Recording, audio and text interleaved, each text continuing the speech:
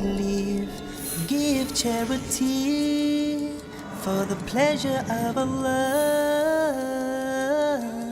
the pleasure of Allah. Oh, you who believe, read the Quran every night of Ramadan, night of Ramadan. Welcome, O Ramadan. It is Ramadan. It is Ramadan.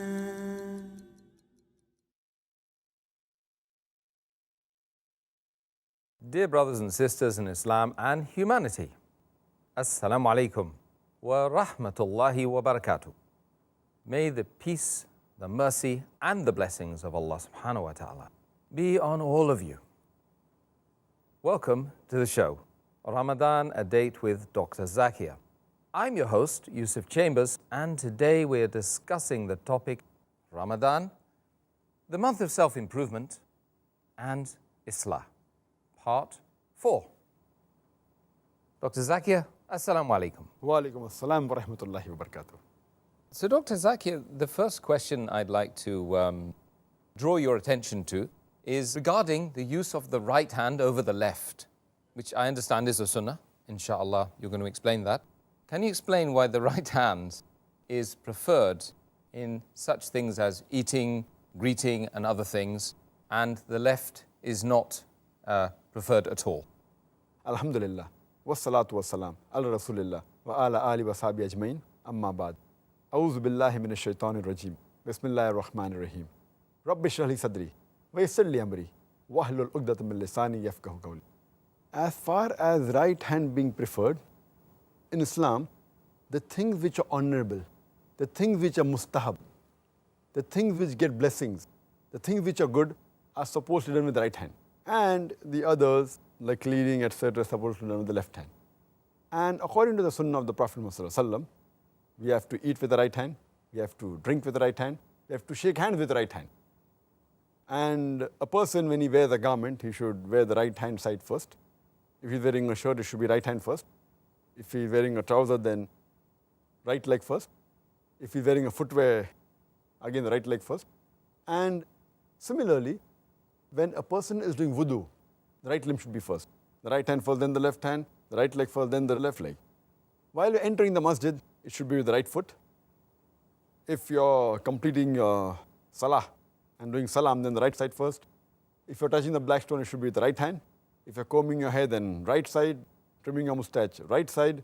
Cutting the nails, right hand first. If you're removing the unwanted hair from the body, again right side first. If it's shaving the head, then again right side first. And if you're exiting the toilet, it is right leg first. And if you're putting kohel in your eyes, again the right side first. And if you are doing miswak, if you're doing sawak, then again right side first. So these are the sunnah of the Prophet, which the Prophet has taught us. And as I mentioned, that the things which are to clean and which are not honorable, that's with the left hand. For example, when you're removing your garments, it's the left side first. Removing a shirt, then left hand. If you're removing a trouser, then left leg. If you're removing a footwear, then again left leg and left foot first. You are exiting the mosque, then the left leg.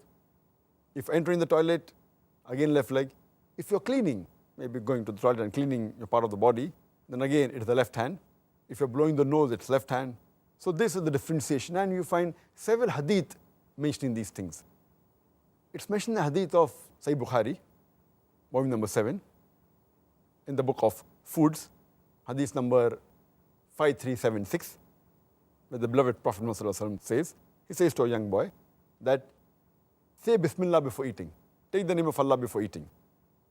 Eat with the right hand and eat what is next to you. It's mentioned in Sahih Muslim, volume number 3, in the book of drinks, hadith number 5010, the Prophet said, La taqulu bishimali, fa inna shaytana yaqulu bishimali, which means, do not eat and drink with the left hand, for the Satan eats and drinks with the left hand. So that is the reason you see that most of the Muslims who follow the Sunnah and who are pious, they don't eat and drink with the left hand.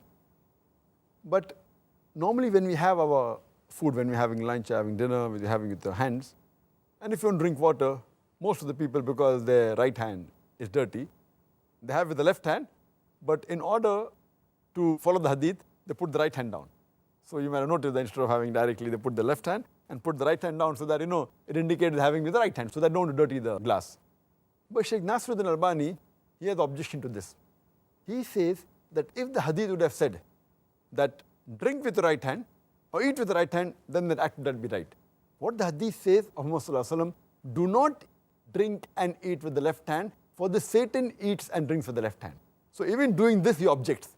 He says, even though your right hand is dirty, you can pick up the glass with the right hand, because it's preferable to dirty the glass than to dirty the soul. So he even disagrees having with the left hand and putting a right hand below. He says, have it directly with the right hand. If the glass gets dirty, no problem. It's preferable to dirty the glass than to dirty the soul. This is the difference of opinion that Shaykh Nasruddin Albani has. May Allah have mercy on him.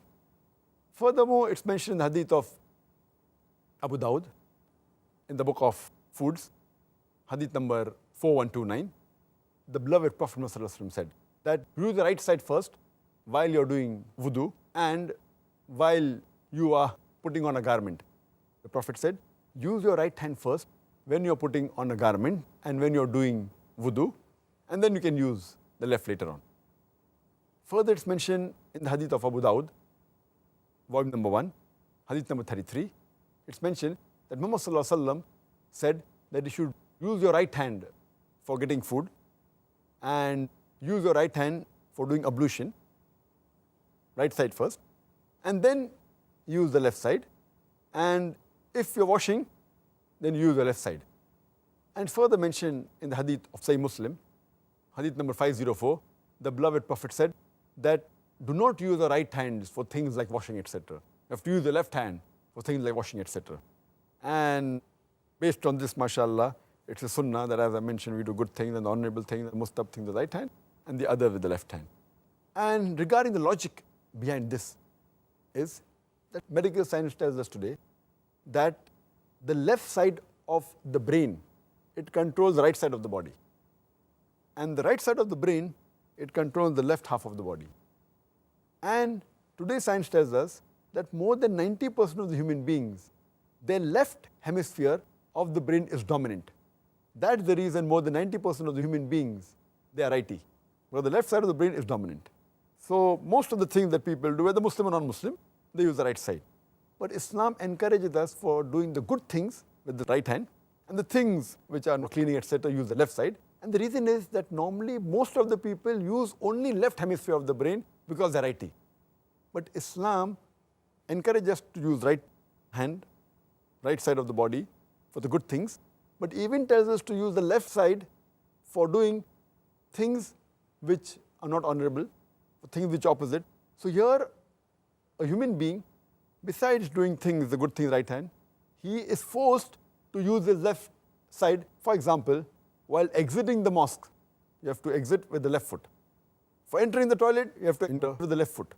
So here, we make a conscious effort. For example, removing the garment. Normally, people use the right hand, they put the garment with the right hand and they remove with the right side. This is a normal habit. So here, we deliberately, consciously use the left side for removing the garment, left side for removing the footwear. So here, we are even utilizing the other part of the brain, though less than the right side. So it gives a good exercise to the brain, and it is much more better for the brain. So scientifically also, it's better, what the Prophet said. More things we do with the right hand, but we consciously do certain things with the left hand. So that is a good nourishment and exercise for the brain. Yet again, a demonstration of the balance in Islam. Alhamdulillah. Next question. What is the ruling for drinking whilst a person may be standing in Islam? There are no less than 6 hadith only in Sahih Muslim which forbid a Muslim from drinking while standing. Our beloved Prophet Muhammad said, it's mentioned in Sahih Muslim, volume number 3 in the book of drinks, hadith number 5017. The Prophet disapproved drinking while standing. Sahih Muslim, volume number 3, book of drinks, hadith number 5018. The Prophet forbade a person from drinking while he's standing. It's further mentioned in Sahih Muslim, volume number 3, in the book of drinks, hadith number 5020. The Prophet warned from drinking while standing. It's also mentioned in Sahih Muslim, volume number 3, in the book of drinks, hadith number 5022. The beloved Prophet said, none shall drink while standing. So all these hadith that disapprove of a person from drinking while standing. Immediately the next 5 hadith, Sahih Muslim, volume number 3, book of drinks, hadith number 5023 to 5027. The next 5 hadith say that the Prophet drank Zamzam water while standing. And also mentioned in Sahih Bukhari, volume number 2, in the book of Hajj, hadith number 1637. The beloved Prophet Muhammad, it says that he drank Zamzam water while standing. So based on these hadith, all the scholars agree that drinking while sitting is mustahab. And you can stand and drink only when you have Zamzam water. This is what some of the scholars, they have given the ruling. But there are various other hadith which also show that besides Zamzam water, the Prophet even drank the normal water while standing. It's mentioned in Sahih Bukhari, volume number 7, in the book of drinks, hadith number 5615. It says that Hazrat Ali, may Allah be pleased with him, he walked towards the courtyard of a mosque and he drank water while standing. And he said, I know that many people think it is disapproved, it's makruh, it's disliked for a person to drink while standing, but I've seen the Prophet drink while standing the way I'm drinking now. And further it's mentioned in the hadith of Musnad Ahmad, volume number 1, hadith number 797, which says that Hazrat Ali, may Allah be pleased with him, that once he was drinking while standing and the people looked at him and they stared at him and he said that, why are you looking at me? I'm doing what the Prophet did. I drink while standing because I've seen the Prophet drink while standing. I also sit while drinking because I've seen the Prophet sit and drink. And it's mentioned in the hadith of Tirmidhi, hadith number 1881, that Ibn Umar, may Allah be pleased with him, he said that he, along with the Prophet, in the company of the Prophet, he many a time used to eat while walking and should drink while standing. So based on these hadith, we come to know, the majority of the scholars, they agree that sitting and drinking is mustahab, is the act which is preferred because it is a commandment of the Prophet.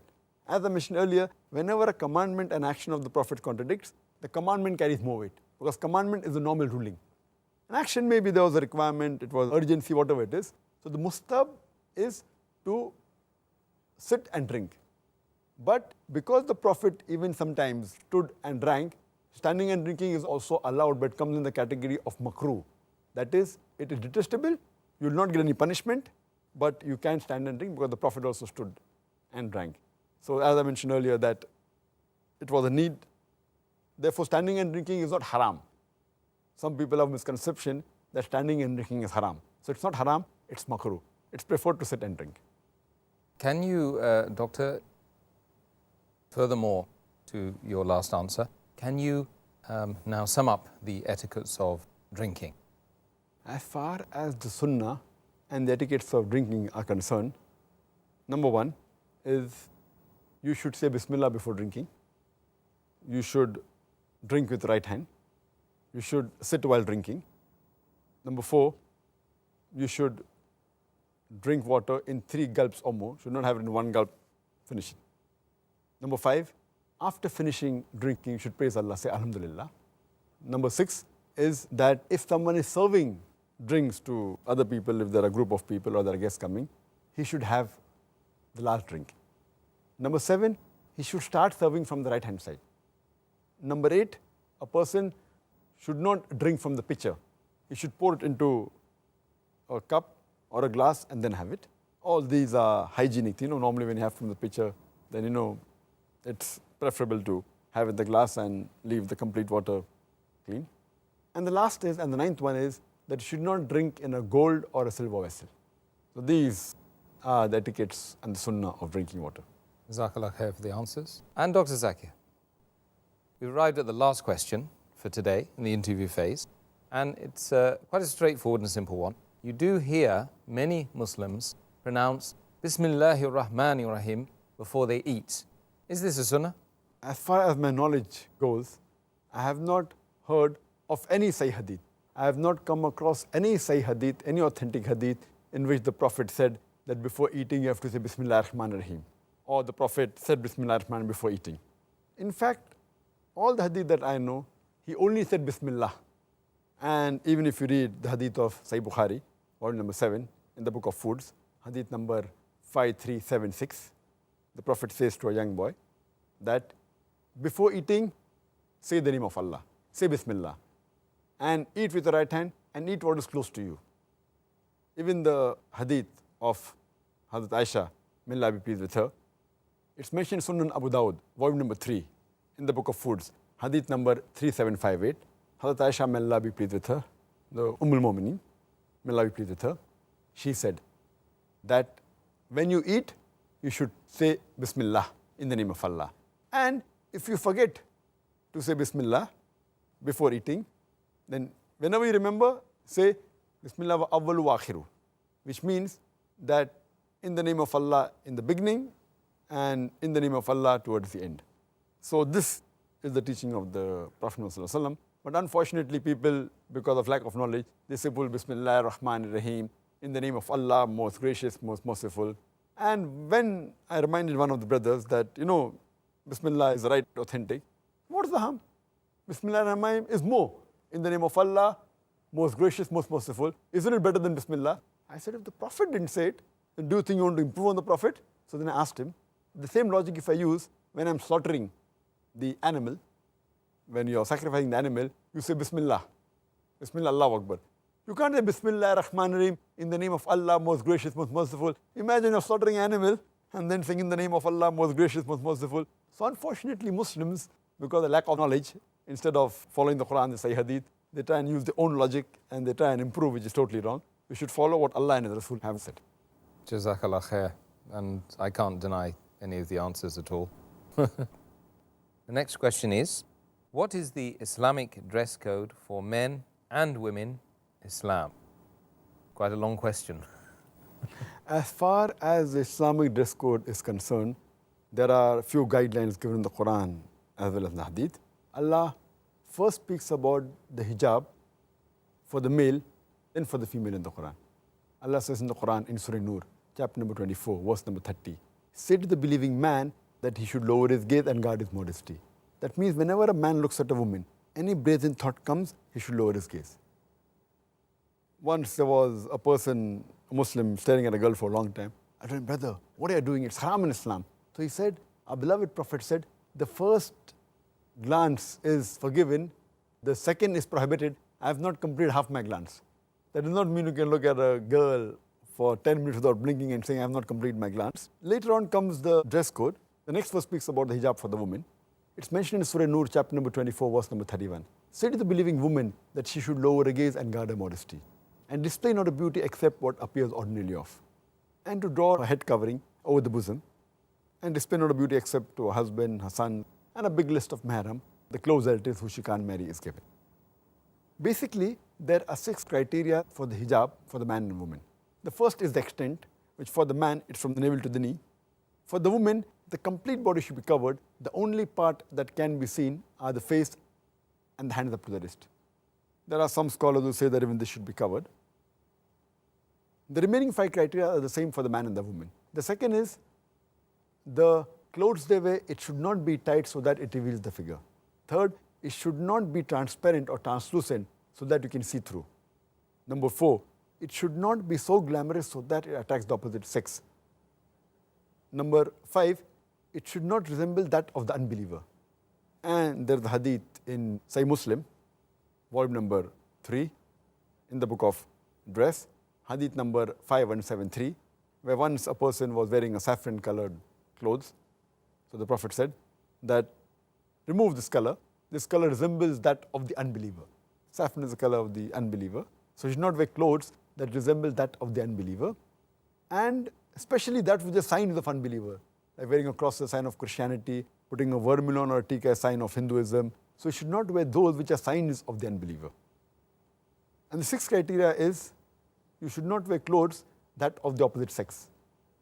There's a hadith in Sahih Bukhari, volume number 7, the book of dress, hadith number 5885, where the Prophet said, the men should not behave like the women and should not wear clothes like that of the women. And the women should not behave like men, should not have manners like men, and should not wear clothes, etc. So these are the basically 6 criteria of hijab. But this one talks about the clothes. Besides this, for the complete hijab, it even includes the way a person talks, the way a person walks, the way a person thinks, the way a person carries him or herself. All this put together is the hijab. And Allah further says in the Quran, in Surah Ahzab, chapter number 33, verse number 59, O Prophet, tell the believing women that when they go abroad, they should put on the cloak, so that they shall be recognized and it will prevent them from being molested. And I always give an example that if there are 2 twin sisters who are very beautiful, equally beautiful, if they're walking down the streets of maybe London, the city where you stay, and if one of the sisters is wearing the complete hijab, complete body covered, except the face and the hands up to the wrist, and the other twin sister who's equally beautiful, she is wearing the western clothes, mini skirts or short. And around the corner, there is a hooligan who's waiting for a catch.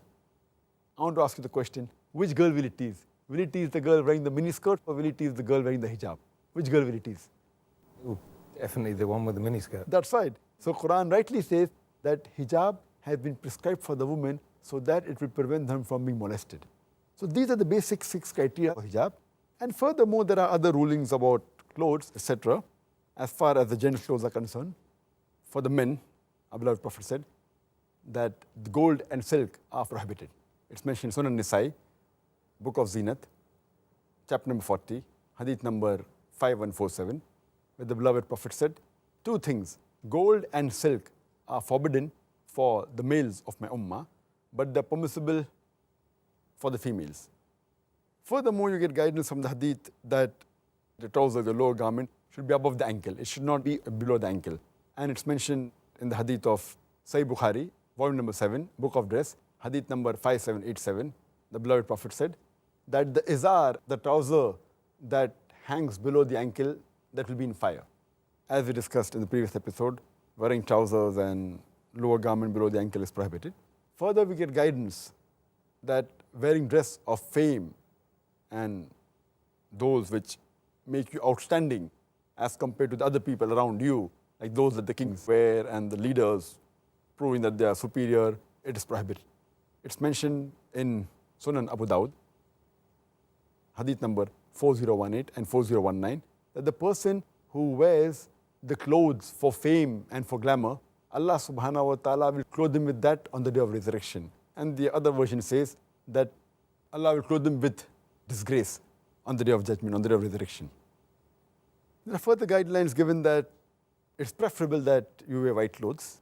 And the Prophet said, it's mentioned in Sunan Abu Dawud, in the book of dress, volume number 3, hadith number 4050, the Prophet said that wear white garments because they are the best of your garments, and shroud the dead person in white.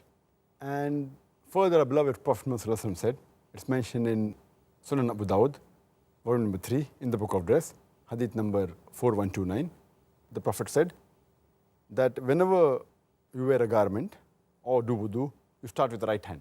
So this is also sunnah that when you're wearing a garment, start with the right hand. So these are the few rulings which we get in the Quran and the hadith regarding the hijab, the dress code, and regarding what you can follow of the sunnah as far as wearing the dress is concerned. Jazakallah khair, Dr. Zakir. I'm sure that we could talk for a whole episode and more on just that topic alone. So now we're going to move on to the many questions we've got on the topic, Ramadan, the month of self-improvement and Islam, relating to some of the sunnahs we've been talking about in the last couple of episodes. And so let's get the first question.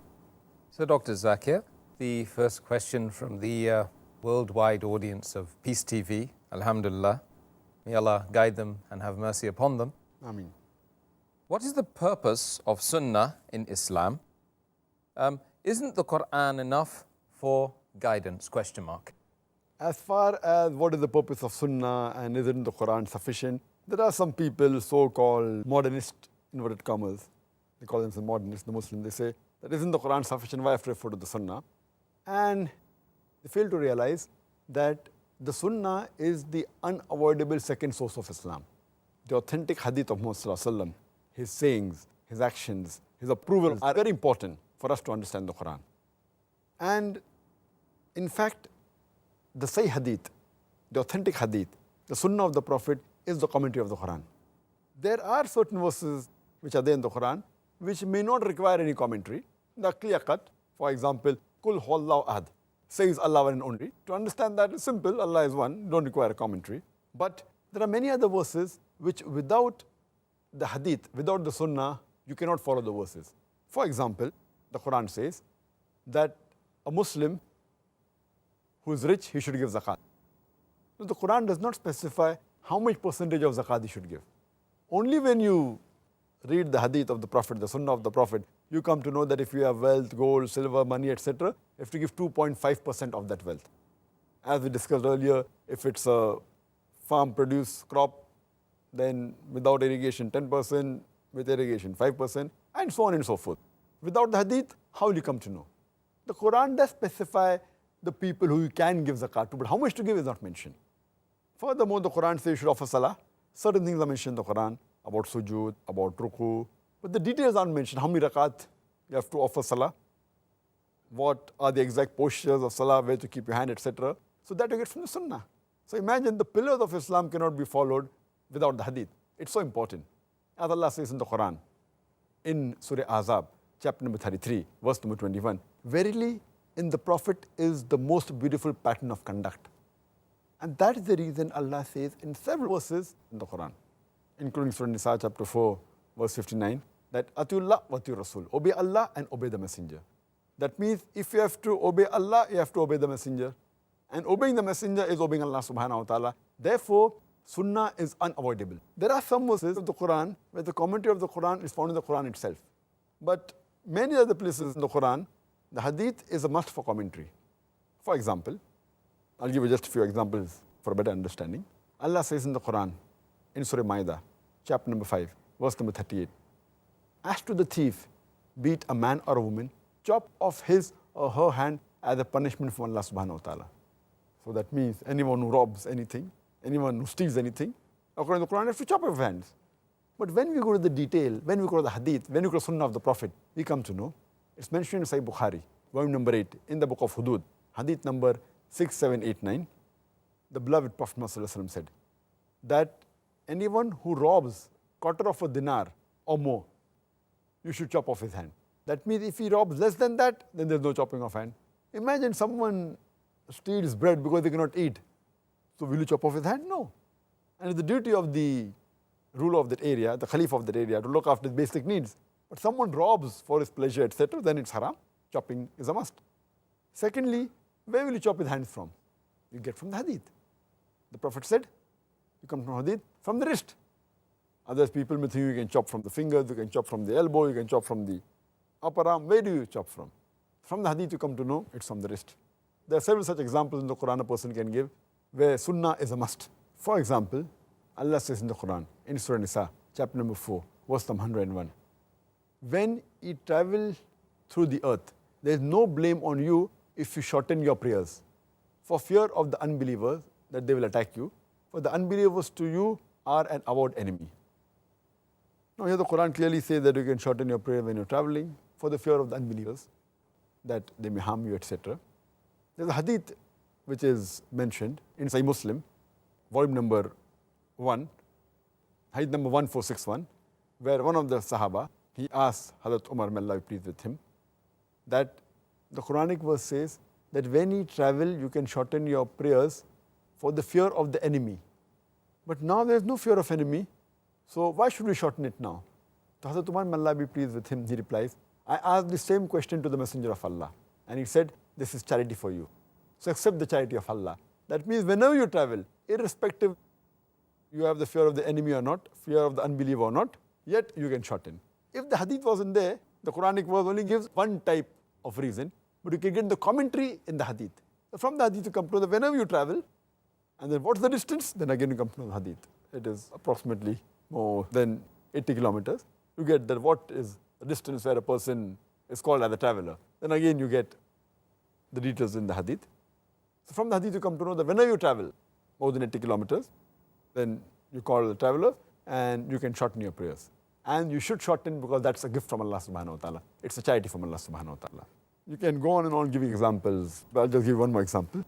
Allah says in the Quran in Surah An'am chapter number 6 verse number 145 that I have only been prohibited to eat those foods which are mentioned in the Quran, and the verse continues that حُرِّمَتْ عَلَيْكُمُ الْمَيْتُةُ وَالدَّمُ وَلَحْمُ الْخِنْزِيرِ وَمَا أُهِلَّ لِغَيْرِ اللَّهِ بِهِ, which means that forbidden for you for food are dead meat, blood, the flesh of swine, and any food on which any name besides Allah's name is taken. So by this verse you come to know that only these 4 types of food are prohibited. All the others you can have. But for details when you go to the hadith, there are several hadiths which say that even other types of foods are prohibited. For example, it's mentioned in Sahih Muslim, volume number 3, hadith number 4752. The beloved Prophet Muhammad said that forbidden for you to eat are the birds of prey. Those birds which have got talons, which have got claws. So these birds are prohibited, which is not mentioned in the Quran, it's mentioned in the hadith. There are several hadith mentioning Sahih Muslim and Sahih Bukhari that forbidden for food are the animals which attack others, which are carnivorous animals, meat-eating animals like tiger, leopard, cheetah, lion, etc. It's mentioned in Sahih Bukhari in the book of slaughtering, hadith number 5528. The beloved Prophet Muhammad said that forbidden for you to eat is the meat of the donkey. So all these things are not mentioned in the Quran. You have to go to the hadith. So from the hadith you get the more details. Quran is more of a telegraphic message. It's very important, very authentic, alhamdulillah. But for commentary you have to go to the hadith. So that's the reason hadith is unavoidable. And it's a must. That's what our beloved Prophet said. It's mentioned in Mustadrak al-Hakim, hadith number 319, that the Prophet said that I leave behind the Quran and my example and my sunnah. So if anyone who holds to the Quran and my sunnah, he will always be on the straight path, he will not go wrong. So that's the reason sunnah is the unavoidable second source of Islam, without which you cannot understand Islam in totality. No, clearly it wouldn't be very practical just to have the Quran without the hadith, as you've eloquently explained, Dr. Zakir. And may Allah subhanahu wa ta'ala guide all those people Ameen. who otherwise are doing something else. Next question.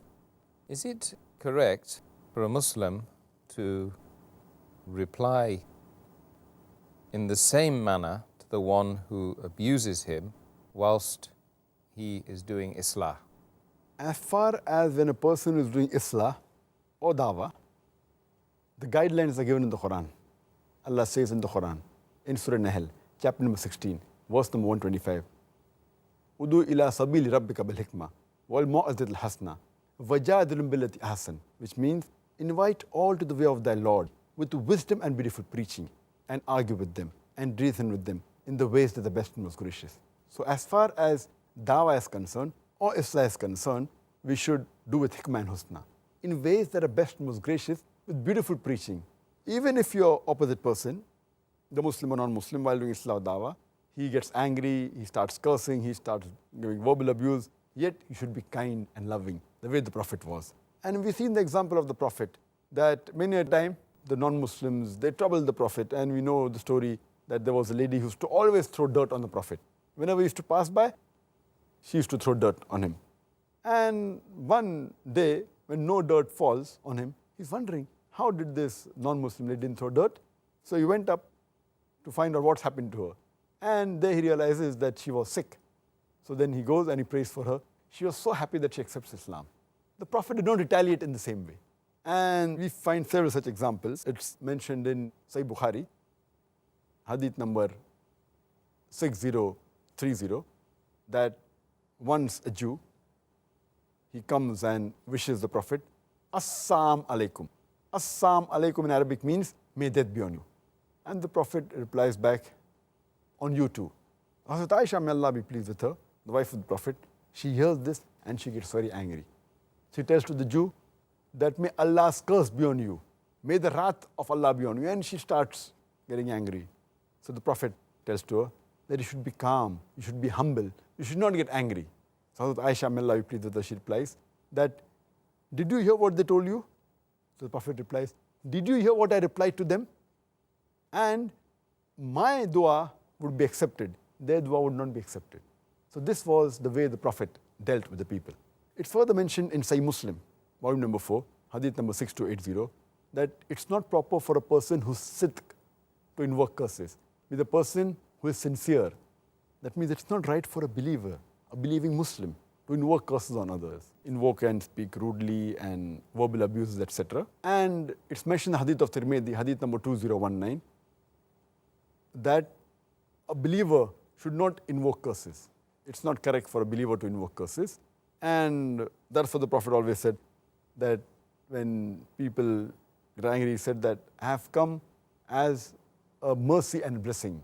I have not come as an invoker of curses. So here we realize that this was the example that we have to follow. And as Allah says in the Quran in Surah Ahzab chapter 33, verse number 21, that verily in the Prophet is the most beautiful pattern of conduct. So while doing dawah, while doing islah, we should never get angry, we should not retaliate, we should win them over. Winning over is much better than rather retaliating. You have to be kind, soft and merciful. Jazakallah khair for the answer. Next question, Dr. Zakir, is what is the ruling on the one who commits suicide? And furthermore, what can the parents do to reduce the punishment of the one who has committed suicide? As far as suicide is concerned, we discussed earlier that it is one of the major sins. According to Imam Ad-Dhahabi in his book Al-Kabair, he put suicide as number 29th in the list of 70 major sins.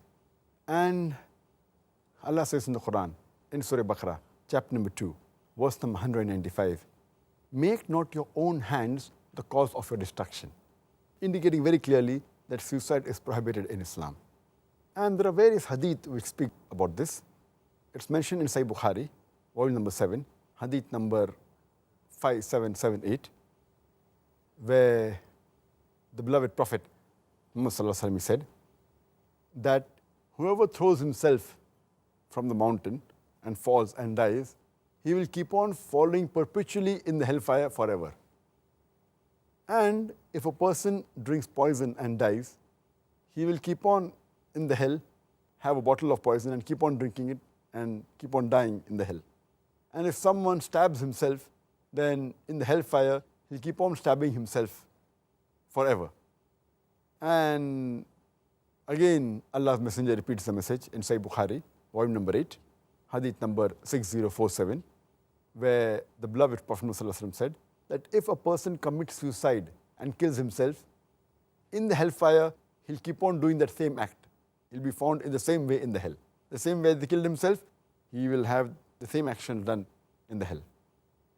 And the beloved Prophet ﷺ said, it's mentioned in Sahih Bukhari, volume number 4, hadith number 3463, that there was a person who had a wound and it was paining him too much.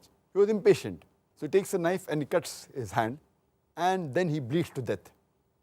And the Prophet, he says that because he was impatient and he killed himself, he will not enter paradise.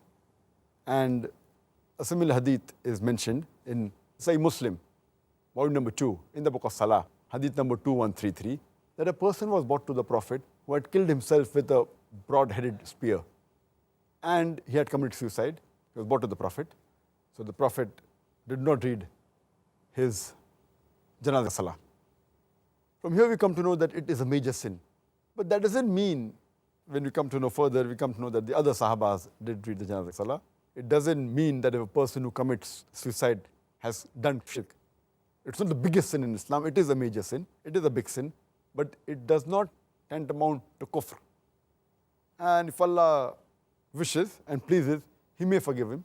As Allah says in the Quran in Surah Nisa, chapter 4, verse 48, and Surah Nisa, chapter 4, verse 116, if Allah pleases, He may forgive any sin. But the sin of shirk, He'll never forgive. So that is the reason, in such cases, when a person who commits suicide, it's a major sin, every Muslim should be discouraged. But if he does that, the other Muslims, they should pray for him. Pray for his maghfirah, ask for forgiveness. And similarly, as the question was, what should the parents do of a person who has committed suicide? So the parents should pray to Allah subhanahu wa ta'ala to forgive their child if he has committed suicide. And inshallah, Allah is Rahman ar-Rahim. And if Allah pleases, He may forgive. Jazakallah khair for the answer, and may Allah subhanahu wa ta'ala forgive any of those people that have wrongfully killed themselves like this.